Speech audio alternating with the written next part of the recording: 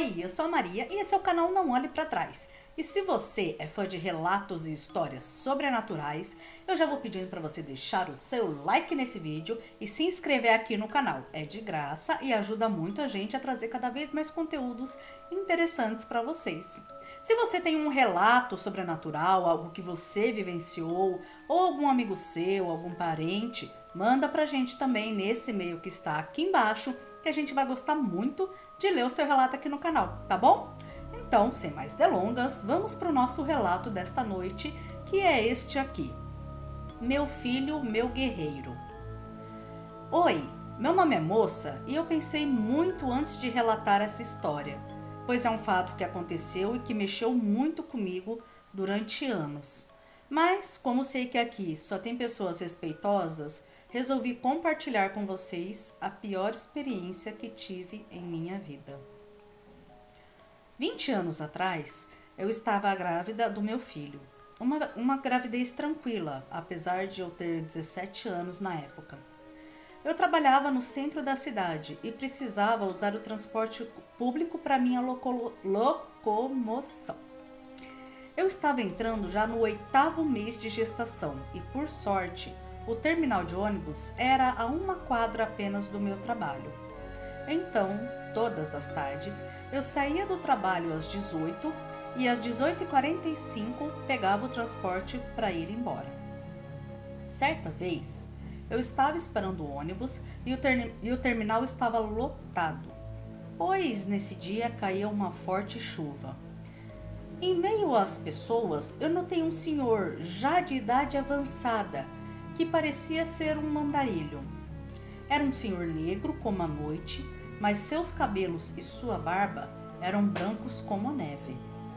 Vestia um velho terno branco já muito surrado e um tanto sujo.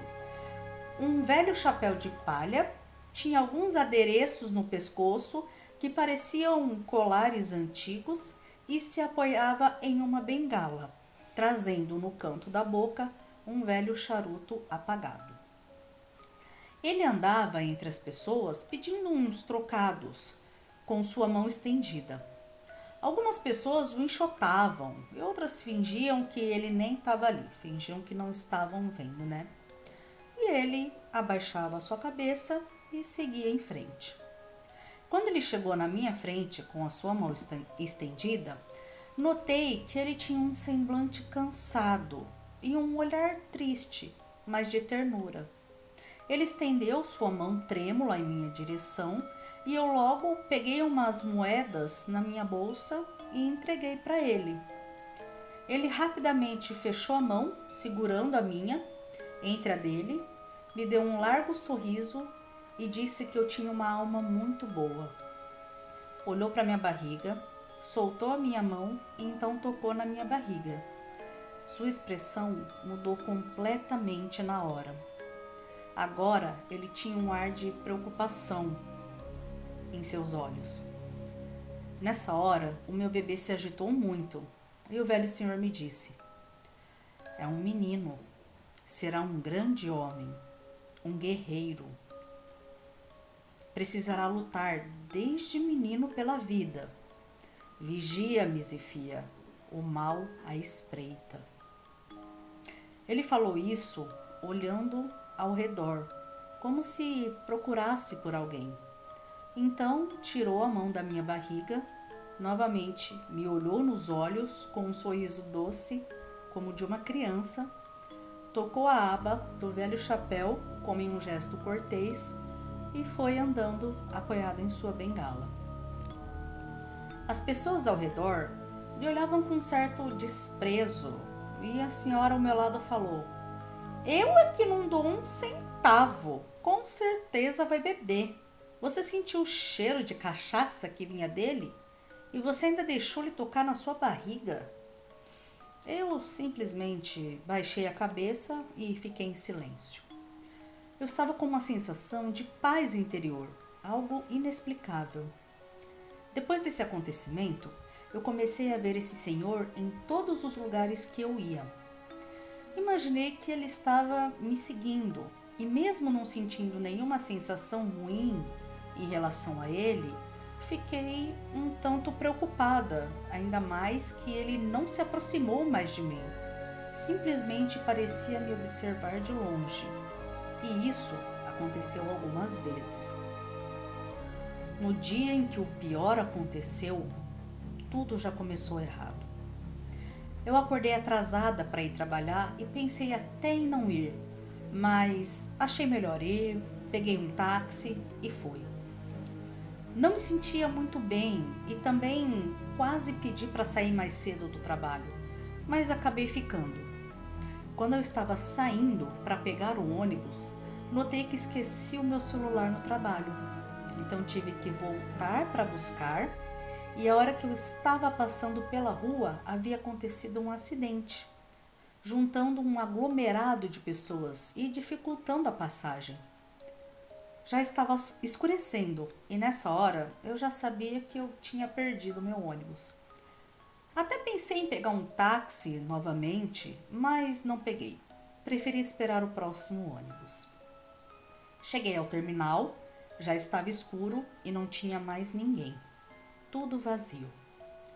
A minha parada era uma das primeiras e ficava bem embaixo de um poste de luz, então me senti mais segura em esperar.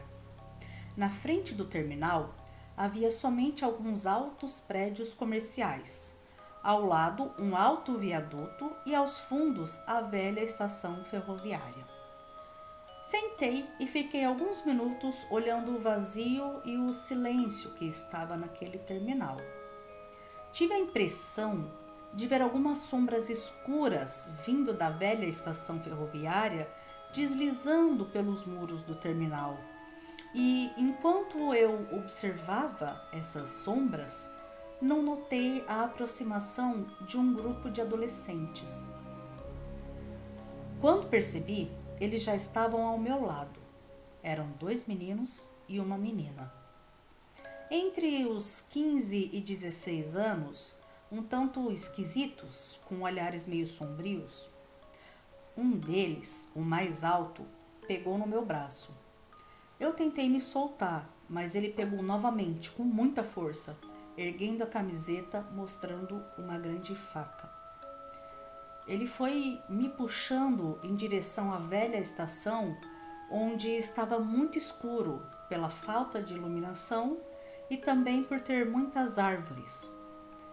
Nessa hora, eu comecei a chorar desesperada, implorando para me deixarem ir embora. Então, o outro menino me deu um forte tapa na cara. Nessa hora, eu notei um certo desconforto por parte da menina. E o menino mandou eu calar a boca, me mostrando novamente a faca. E disse que se eu gritasse, a cravaria na minha barriga. Ai, gente, olha, tem coisa que é difícil de narrar, viu? Bom, agora, caminhando sobre os velhos trilhos abandonados, apenas sob a luz da lua, eu via sombras negras andando por entre as árvores, pelos troncos, como se fossem bichos. Alguns arrepios começaram a percorrer meu corpo e os meninos estavam eufóricos. Pareciam estar sob efeito de alguma substância, alguma droga. A menina andava calada, de cabeça baixa, e às vezes olhava para mim. Deu para notar que ela estava arrependida. Chegamos à velha estação, onde tem uma pequena estrutura de madeira velha e abandonada. Eles me levaram para dentro dessa casinha e aí me bateu um desespero ainda maior e eu tentei fugir. O menino mais alto me pegou pelos cabelos e me atirou no chão, me dando chutes, enquanto o outro tirava algumas coisas da sua mochila. E a menina começou a se desesperar também, dizendo: "Para, meu, eu não quero fazer mais isso. A moça tá grávida, deixa ela ir." Então, o menino se virou para ela, a pegando pelo braço com muita força e disse: "Tá com medinho agora? Mas agora é tarde." O outro menino começou a acender velas negras que ele espalhou pela casa toda. E a menina ficou quieta em um canto, quase chorando. O outro menino me amarrou e os dois começaram uma espécie de um ritual. Nessa hora, eu vi as sombras que estavam na parede deslizando pelas velhas paredes de madeira e indo em direção ao menino mais alto. Elas foram subindo em seu corpo e pareciam penetrar em sua pele. O menino começou a estremecer e os seus olhos ficaram totalmente brancos. Ele veio em minha direção, retirando a faca da cintura, e a menina tentou impedir. Mas com apenas uma mão, ele atirou a menina contra a parede, com muita força. O outro menino, que era namorado da menina, ficou enraivecido e também foi de encontro a esse outro, mas foi golpeado com a faca. Ele estava próximo a mim, com a faca, agora cheia de sangue do amigo, quando um forte vento invadiu a pequena casa, fazendo tudo tremer. Um redemoinho girava dentro da casa e, de repente, aquele velho senhor surgiu, vindo do terminal. Suas roupas agora eram muito brancas. Seus colares brilhavam e seu charuto estava aceso. Então o senhor disse: "Deixe a menina e o seu bebê." Mas o menino soltou uma gargalhada diabólica e cravou a faca na minha barriga. Eu senti o frio da lâmina me invadir e meu sangue quente escorrer no mesmo instante. O velho foi em direção ao menino com a sua bengala apontada para ele, até que ela tocasse na sua testa e lhe empurrou contra a parede. O menino dava gritos apavorantes e se contorcia, aos pouco. Se contorcia, tentando escapar da bengala que parecia queimar a sua testa. Eu estava perdendo muito sangue e também os sentidos, enquanto escutava vozes que pareciam cada vez mais longe, as vozes, do que estava acontecendo ali. Com os meus olhos quase fechando, eu vi as sombras se desprendendo do corpo do menino e deslizando pelas paredes, até desaparecerem. Vi quando o velho senhor se aproximou de mim, tocando em minha barriga. Ele baforava o seu charuto, largando a fumaça sobre a minha barriga, enquanto dizia: "Guerreiro Mizifi, sua mãe é uma grande mulher." E tudo escureceu. Acordei no hospital. Eu precisei fazer uma cesariana de emergência, pois a faca atingiu um rim do meu filho e ele estava na UTI lutando pela sua vida. Eu me desesperei, mas lembrei do velho, e então comecei a perguntar para todo mundo sobre ele, mas ninguém conseguia responder. Disseram que eu fui encontrada através de uma denúncia anônima, sozinha na velha estação, caída entre os trilhos e desacordada. Os adolescentes foram apreendidos, escondidos entre as árvores, um deles gravemente ferido e o outro desnorteado. Ambos diziam não se lembrar de nada. A menina estava em choque, mas nenhum sinal do velho senhor foi encontrado no local também. Mas as palavras dele ecoavam em minha cabeça: "Seu filho é um guerreiro." E foi nisso que eu me apeguei. Meu filho ia vencer essa batalha. Depois de um mês de muita luta, meu filho teve alta hospitalar, forte como um guerreiro. Nunca mais eu vi o velho senhor, mas sempre que estou em alguma má situação, sinto um forte cheiro de fumaça e tenho certeza que ele está por perto. Esse foi o relato enviado para a gente de hoje. Relato forte, um relato revoltante. Tem coisa que é difícil para a gente contar, porque é muita maldade, né, gente, que existe e mexe mesmo com a gente. Mas que bom que tudo deu certo, que ela encontrou, né, nesse senhor realmente um protetor, né? Provavelmente alguma entidade, né? Quem for de religiões assim, provavelmente vai saber falar melhor do que eu quem poderia ser esse senhor.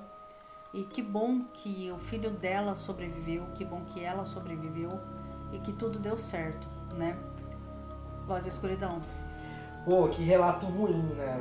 De escutar, ao mesmo tempo emocionante. Nossa, é duro às vezes a gente tá aqui, tipo, gravando e falando, mas pô, que coisa maluca. Porque eu tava contando aqui, eu tava só vendo as reações ali da voz da escuridão, ele tava revoltadaço, que nem eu. É difícil, né? Sabe, a maldade por si só, ela já é uma coisa difícil da gente engolir. Aí quando é uma mulher grávida, sabe, um bebê inocente que não tem nada a ver com isso. Enfim, deixem os seus comentários, o que vocês acharam desse relato, se vocês gostaram, se vocês têm alguma história parecida, conhecem algum relato parecido, né, já vivenciaram algo do tipo. Qual é a opinião de vocês em relação a essa história, quais as teorias de vocês. Deixem aqui embaixo nos comentários, sempre claro, com muito respeito ao canal, a quem nos enviou o relato e ao nosso trabalho. Muito obrigada pela companhia de vocês. Se você tem um relato interessante, manda nesse e-mail que está aqui embaixo. Curta, se inscreva, compartilhe. Um beijo, até o próximo relato e não olhe para trás.